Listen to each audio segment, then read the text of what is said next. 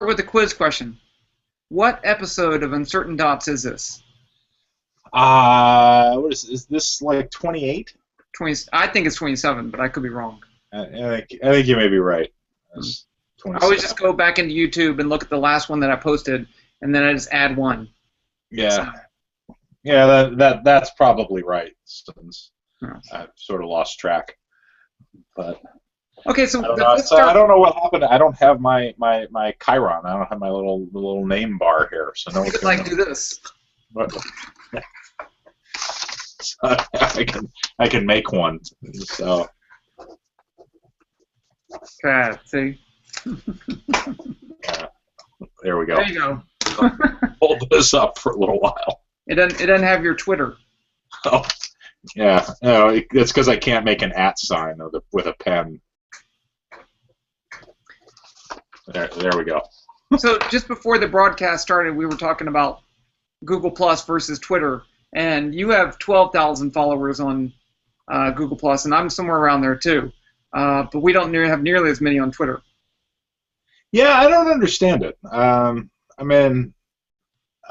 guess maybe getting on Google Plus right when it started is worth something, and got a bunch of people to follow me when there weren't very many people on there.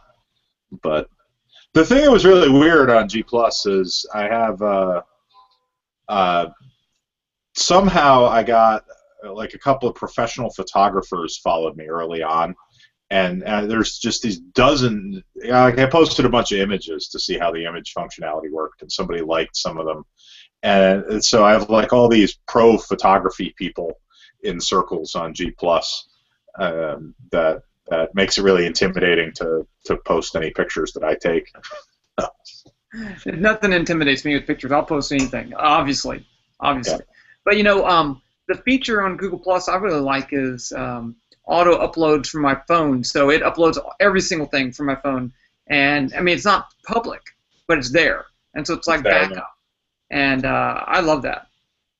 Yeah, I've never done that just because I always worry that that's gonna overrun my data plan at some point. I think you can tell it only upload on Wi-Fi. Yeah, the Wi-Fi on my phone is broken. Oh, that's bad. Like I click the thing to turn Wi-Fi on, and the switch moves over, and then comes right back to off. And of course, in the modern era, nobody gives error messages anymore. There's no feedback other than that. The thing just goes right back to off. So clearly something is broken with the Wi-Fi, and I have no idea what. But I don't actually care that much because well, if you don't I care, mostly use the mobile data, and that I really also like in Google Plus, it can make a story. So you take pictures, it records where it was, and then it picks the ones that it thinks are the best, and it makes it's a story. And it includes a map of where you went and all that stuff. And I mean, it's not public by default, but I always enjoy it. And in fact, I think I'm going to share my latest one. Let's see, I'll put it right here. Let's see if I can add the link. Yeah. Went to Stennis Space Center yesterday. It was fun. Yeah, I saw you seem to be tweeting from. So, but you weren't at the NASA. You will not go into space today. No. Aborted launch this morning. No, I watched it online, and I was in my house because it was early for me, and I'm like, oh, they're gonna launch, right when I get up, and they didn't launch, and I said, well, I wonder if I can get to school before they launch. Yeah, I could. Yeah. So, oh wait, is it not changing back and forth? I think it's still in you. Because it's gonna be tomorrow. So yeah. Do you have the video not switching? No, cameraman. Let's see. Okay, now let's see. You say something. So I don't know. The computers are hard. I'm just gonna switch back and forth. That's what I'm gonna do, manually. Manually. Yeah, something screwed up about this. This is the first time I've done one of these from home in quite a while. So you leave for a few weeks and you come back and everything's messed up. Everything's screwed up. Yeah, it's like Windows updated itself and stuff doesn't work right, and I don't know. So.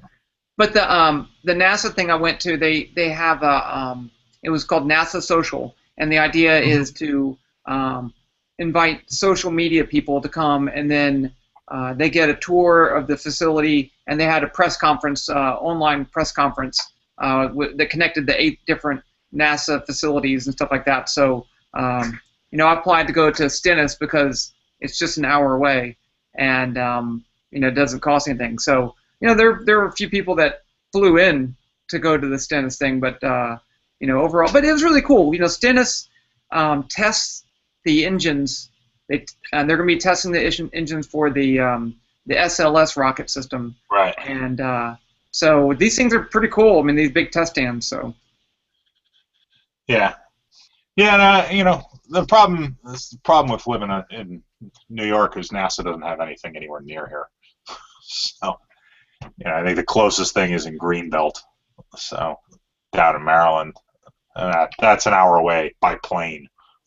So, which really means 4 hours by the time you go through security and all that crap. So, but. I saw they had another idiot in a boat today. That was a highlight of the aborted launch on Twitter. Yeah. Yeah, it's fun to watch. At least we don't have to go there. We can watch everything online, and I think it's it's exciting. I enjoy it. I even enjoy you don't know if they're going to launch. They get to the 4-minute countdown, and oh yeah, we're going to launch, and then oh, we're not going to launch. So I mean, that kind of makes it more exciting. Abort. Yeah. And then, it's kind of amusing to hear the go no go checklist go off, and then they have to do everything in reverse when they have the wind speed picks up a little bit. So. Well, I mean, of course, you always think of Apollo 13 when the movie when they do that. I mean, that's what I think of instantly because I don't know, it was a big part of the movie. So.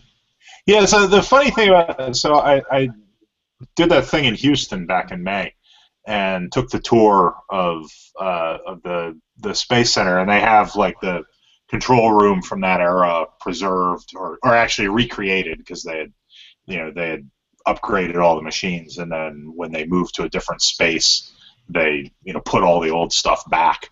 But like the character that Ed Harris plays, the flight director who does everything, that guy was like 30. Like he was the oldest person in there. They joked about his age, but he was in his 30s. I mean, he wasn't like like in the movie he looks like he's 50. The other thing that I noticed is talking to people at NASA when they're testing the engines. We went into Rocketdyne where they assemble the engines, and the procedurality of everything is just there's a procedure for that. And you follow this procedure and check, go, no, check, go, check.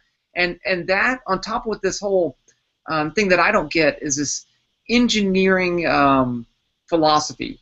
I understand the philosophy, but I can't do it. I can't say, okay, we're building a team, and we have these roles, and it's something that I've tried to do when I did the Lego robotics competition. They want the kids to do this engineering, whatever they call it, and it's just not the way I work. So. Yeah. So, I don't know. It's a different way of doing business.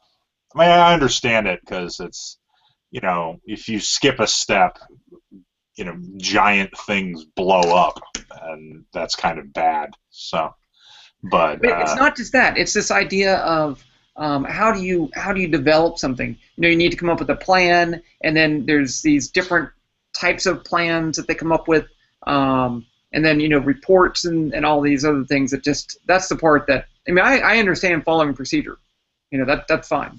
Yeah. It's just the whole building thing based on, when you build things in lab, maybe you have a plan, but you don't have a formal plan, right? Right.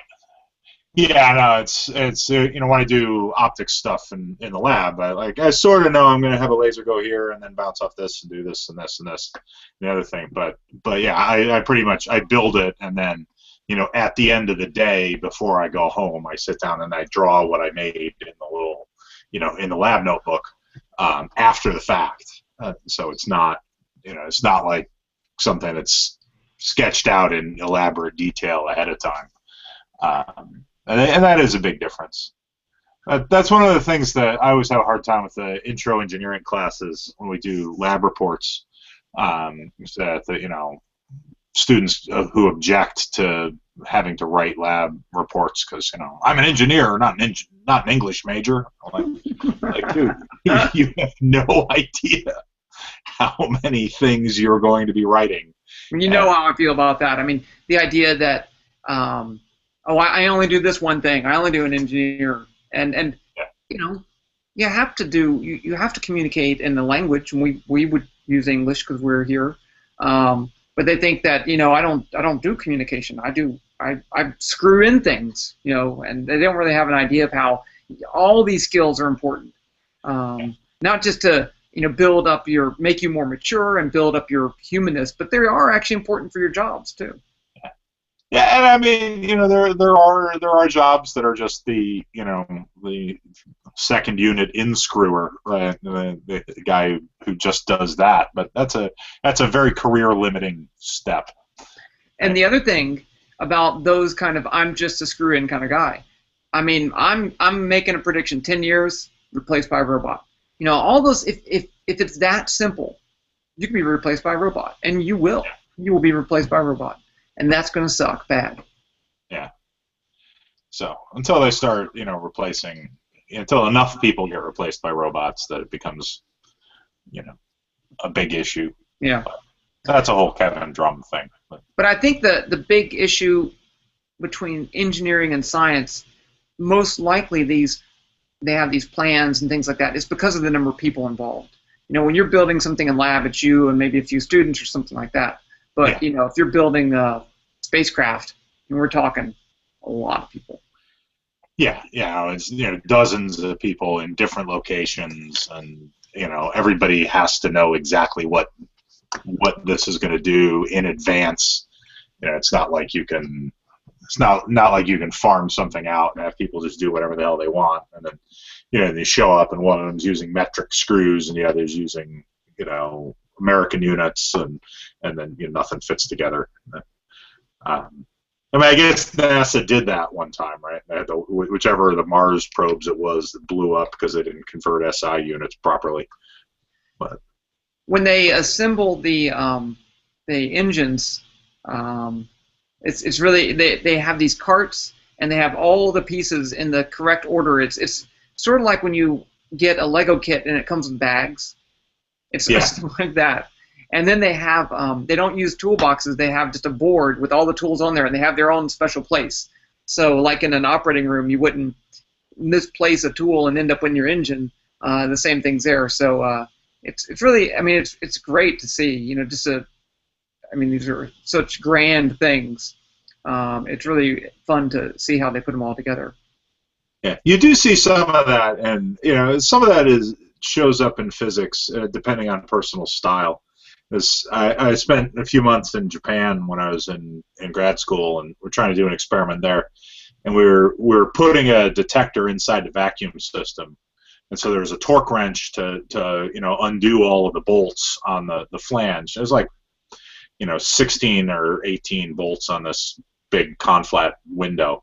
So we take that off, unscrew all the bolts, and we take the flange off and set the flange down. And then the student who was working with me takes the wrench and goes and puts it back in the toolbox on the other side of the room. I'm like, what are you doing? It's like, I had to put away the wrench. Like, we're going to need it again in literally 2 minutes. Like, I'm going to put this one thing inside, and then you're going to walk back over there and get that wrench, and we're going to screw all of these bolts back in. I said, but the wrench goes over there. Just following procedure. Just following procedure. And I always sort of wondered what would happen if somebody else at the same time were trying to take apart their vacuum system and went and took that wrench because it's in the tool chest. But I guess that's my Americanness, right? I have a tendency to hoard tools near my workspace because if they're in a central location where other people know where they are, then other people might take them. And So you need to hide them. You need to hide them so I other need people to- can't find them. I actually own in my lab. I have probably half a dozen 3/16 Allen screwdrivers, Allen head screwdrivers, because that's the size that fits the bolts that go into the standard optical table. And I am forever losing those stupid things. So I have 3 optical tables in the lab, and each one there are 2 ball drivers that sit on that table. And the idea is there should always be one there. And still, I can't find. You could chain it down like they do at the Department of Motor Vehicles with the pencil. It's chained. Just chain it down, and then it won't go anywhere. Yeah, and, that avoids some static electricity issues too. That's true. So let's talk about books. So is your book actually out now? Because I was told it would be out December 15th. Official release date is next Tuesday, the 9th. And I have, in fact, seen it in one of the local independent stores. So, I stopped in looking for something else and ended up signing a bunch of copies of my new book. So, did you ask for it? That never gets old. I took one over to the counter and said, "Hi, I wrote this. I would be happy to sign a bunch of them if you guys would like." And they're like, "Oh, yeah, that'd be great." And what if it wasn't really your book? Yeah, I don't. Have you seen that? There's one of those Improv Everywhere videos where they do signing of they have a signing from Anton Chekhov, so the Russian playwright who died in 1920 or something. They had this big burly bearded guy come in, and they set up a little table, as signing, signing his collection of plays. I did have my Angry Birds book. We had a signing, and they had a shop there, so they could bring up any of the books they wanted, and they brought up like Angry Birds Space. I'm like, I'll be happy to sign this, but you do know that I actually didn't write it. No, that's fine. Just sign it. So I did. Yeah, every now and then I see some sci-fi authors I know get in these signing back and forth things. They sign copies. They write weird messages and copies of their friends' books that fans bring. When you sign them at the bookstore, you just put your name, or? If I'm doing a signing, so if I just go to the bookstore and I'm signing stock, I just sign my name. And if I do a signing where people come with copies of their own books, I'll write a message in it. I haven't actually decided what for this one. For the dog books, I'll write, remember to think like a dog. The name of the person, remember to think like a dog, and sign it. And so I got into writing my name and then putting a cool equation there. They always like that. So I can write the gravitational force with the vectors over it, or the relativistic momentum equation, or something like that. They seem to. People get a kick out of that. Yeah. But I got your, I've got your book. I have a review almost written up, so that'll probably be out next week, but I waited on that. But the other book that I got, the guy contacted me, was the XKCD What If book. Oh, yeah? That was really good. I enjoyed it. Actually, I got the book, and your book was great too. Okay, but we already know that. So I got the book, and I went to go see my mom for Thanksgiving, and I was going to bring it to make sure I could write it up while I was gone. And my 12-year-old was like, "Oh, what's that?" I was like, "Oh, it's a book. You might like it. I don't know." And so he took it in the car, and the whole way back, he read the whole book. So he liked it. I don't think he understood everything. Pretty enjoyable. Yeah, it's good. I don't think he understood everything, but he really enjoyed the humor. XKCD is pretty fun. Yeah. No, that's well done. I think some of the things it goes into are a little. It takes an unusual slant on that I wouldn't have picked, but it's one of those things you can tell what his background is because kind of everything comes back to the same handful of like there's a handful of tricks that the XKCD guy Randall Monroe clearly knows from his job, and sort of he finds a lot of ways to get things back to the fast moving thing compresses the air in front of it and that heats it up to this sort of temperature and that does this. Like clearly that's the thing that he did when he worked for whoever he worked for before XKCD got big enough. And so it's always interesting to see the if you have a hammer trick that different people go to. I think in case of I think he was worked at NASA doing robots, so I don't think he did. I don't know. There's this constant returning to these air resistance kind of things that keep showing up. That I think that's something that he must know really well, and always goes back to. That's possible. That's possible. But yeah, I think he takes a weird viewpoint on some things. It's sort of like what I would do. Someone sends me a link. Someone sends me a video. I'm not rarely wild. Just okay, here's a cool video. I would think, well, I have to do something different. I want to do something that's not already been done. So let me take a different angle or a different calculation. And I think that's what he kind of does for like. What would happen if everyone on the Earth jumped, which, has been done before. Focus on what if everyone got to the same place, then how would they get out? And I think that's kind of entertaining, and it makes a fun book. Yeah. Yeah. So, no, that was enjoyable. I read that on a plane. So, I'm getting on planes again tomorrow, so fun. Where are you going? Florida with the kids. So it's not business. No. Going down to Florida to visit the grandparents. So, taking great pleasure in putting shorts into a suitcase upstairs. So since it's gonna be about 20 degrees overnight tonight. So. It's been the weather's been nice, really nice here. We had a cold snap; it got below freezing really early, but now it's just normal fall, 60s, low 70s. So shorts. I can wear shorts pretty much all year round. So. Yeah, I was down in Florida the weekend before Thanksgiving, and I arrived on a day it was kind of cloudy and the high was around like 68. And the cabbie and other people I interacted with are all like, yeah, or just sorry, it's so cold and miserable. Like, dude, I scraped frost off my car to drive to the airport this morning. So your 68 degrees is perfectly fine with me.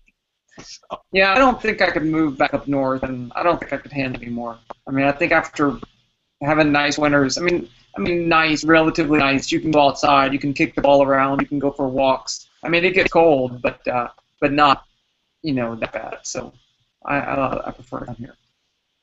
Yeah, I don't know. I can't take heat very well. I lived in D.C. for 6 years, and I don't ever really want to live farther south than that. I think the heat you kind of get used to. I think because I was the same way. It's like, this heat's just, I'm going to die. But now, it doesn't really bother me that much. So. Yeah. Where are you from originally? Well, I was born in Alabama, and I grew up in the South, in like Texas and Mississippi. But then in 4th grade, I moved outside Chicago, and I spent, high school and middle school and all that stuff outside of Chicago. So. It was nice and, as my mom called it, booger freezing cold. Yeah, we inhale. You know what I'm talking about. Yeah. My kids don't know what I'm talking about when I say that. Like, I should take you up there just once so you can see what that's like. Yeah, when it's stops mattering what system of units you're using to measure temperature, like that's cold. Yeah, that's bad. That's bad. Or we lived close enough to school in fourth grade. I would walk to school, but I moved there from Texas, so not only did everyone make fun of me because of my accent, but I mean, me and my brother would literally walk to school backwards because of the wind, and it was not fun. Yeah. See, I just I have to go outside in that weather with the dog. That's the thing. She's got to be walked twice a day. It's though she's getting old enough that when it gets really cold or rainy, you open the door and she's like, no, like not going out there. So she's a little slowing down a bit. Is there anything else you want to talk about before we wrap it up? I don't know. I think so. I think last time we did this, you were anti-Halloween. Do you want to run down Christmas or Thanksgiving or? Okay, I will give you my opinion. Thanksgiving is the best holiday ever. You don't really have to decorate beforehand. Okay, you got to cook food, but you're gonna have to eat anyway. So you don't have to buy presents. You don't have to get cards. You don't put up a Thanksgiving tree. You don't put up Thanksgiving lights in your house. If you're not flying, that's good. And then what do? You sit around with your family. You drink some beer. You eat some food. You watch football. I mean, it's to me, it's what a holiday should be. There's no fuss associated with it, right? No, Thanksgiving's a good one. I'm a big fan. We have a family Christmas tradition that we do, so I'm partial to that. We always get a big mob of us together, my dad's side of the family. But I mean, I enjoy Christmas too, but but you have all these other things. Oh, we got to put up lights in the house. We got to put up the tree, which yes, they look great.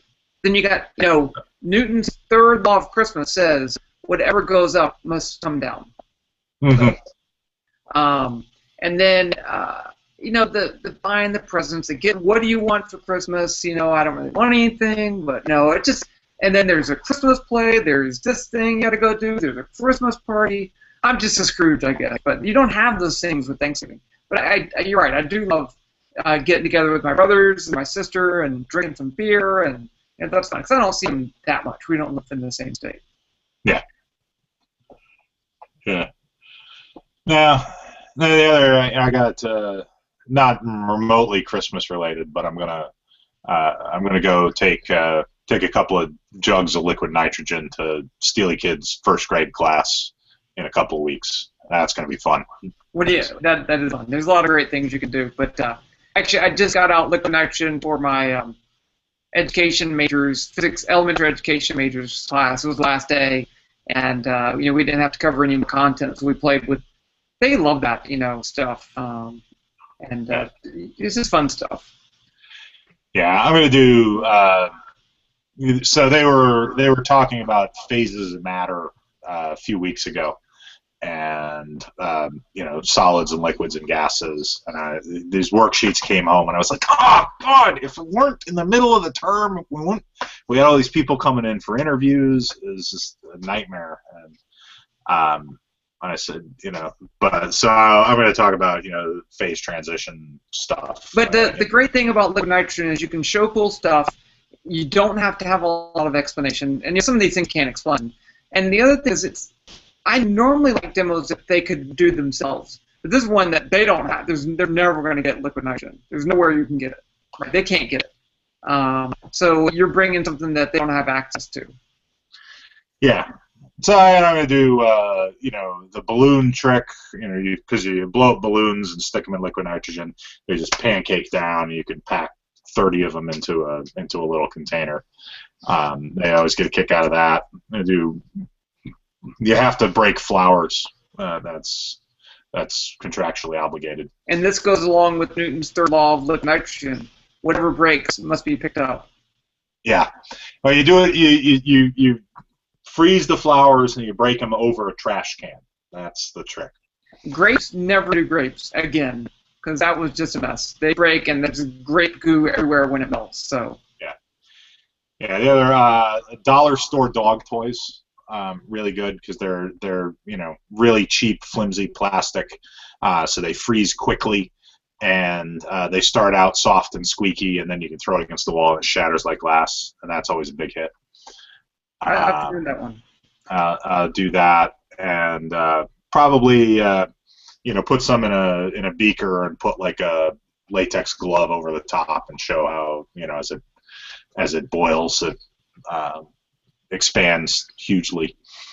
The two new ones that I saw, and I did, they worked well. A ping pong ball and put a little hole in it. You submerge the ping pong ball, and then it gets a little liquid nitrogen in there. You take it out and put it on the counter, and the gas escapes and makes it spin really fast. Yeah. And the other one was to take the zinc pennies and freeze them, and then when you hit them, they'll crack. And the copper ones don't do that. Oh, really? That I didn't know. I'll have to try that. And the other one I've never tried, but I heard, is that if you take an LED and you put it in there, it changes color. Yeah, I've heard that too. I should try that too. I got some big LEDs somewhere. The one that I've done is, so you get these, like the chemists have these dropper bottles that it's a little bottle and it has a spout that comes up from the bottom, and then there's a little thing that comes up and goes out at an angle. If you put liquid nitrogen in that, screw on the cap, because the spout comes out at an angle, put it down on the floor and it spins really fast. So just like the ping pong ball. That's like the ping pong ball. The downside of it is that it spins really fast, but inevitably a little bit of ice will form in the narrow channel, and then it blows up. So they spin around for a while, and then they explode. The spinning jar of death. So it's not the safest. I don't think I'm going to do that with the first graders. The ping pong ball might work, might be okay.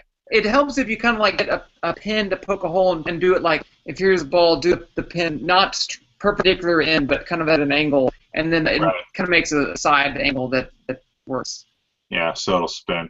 I might try that, because if they blow up, it's not a big deal. Blowing a ping pong ball, that's not a big deal. Yeah, but the little plastic thing. I had a student playing around that had one go off in his hand, and so that kind of hurt. So. Yeah, didn't do any serious damage. But. One time I took apart a 9-volt battery, showed that it had 6 AAA batteries in there, and something shorted and it went pow. And with the student, I'm like, I'm not going to do that again. So. I had a student that I had him. I have these little emitter follower things, just trying to buffer a circuit to drive 50 ohms. And I didn't look at the specs carefully enough. These little op-amp things wanted plus or minus 5 volts, and I had them wire it to a plus or minus 15 volt supply. And he turns it on, and it doesn't work. And I'm like, okay, well, let me take a look at it. And I flip the switch on, and it turns on, and I'm poking at things, and then there's this pop, and these little sparks come flying out of the thing. I jumped backwards. And, Jesus! Release the spirit, and it came free and sparks. So it's like, let's look at the spec sheet for that. It's like, oh yeah. So I'm running it on 3 times the intended voltage. Like that's. Yep, that'll do it. We had a thing. There was a thing when I was a grad student. They referred to it as Ephraim's law, because the postdoc who asserted it. It's that if you have something that wants 12 volts, you can run it on 15 volts. That's probably true. I've done things like that before. I mean, you can get, sometimes have bad things, but usually, like those little, like a router or something, it takes a 5-volt power supply, and usually I have a 6. Do you think that'd work? Yeah, it'll work. Just put it in there. Yeah, it's probably okay. They had these car audio amps that they were using to drive an oscillating signal, and they started with it at so it's supposed to run off a 12-volt car battery, and then they ran it up to 15, and I think they got up to 18 before it broke. when they stopped working, we opened the case up, and these power transistors mounted on a big heat sink, and somebody touched one of the transistors, it just crumbled, just dissolved into dust. Like, yeah, I guess that's what's wrong with it. Well, I guess we should probably end on breaking things, huh? Yeah. So that's another. I'm trying to figure out why the hell, So what happened to my little name bar? There you go. That ways people can remember. That is weird. I mean, the only thing I can suggest is restart the browser, which is kind of dumb, but. Yeah, but it's a computer, so that's what you do. I don't know. All right. Well, next time. Okay. Till next time. Yep. Later. Later.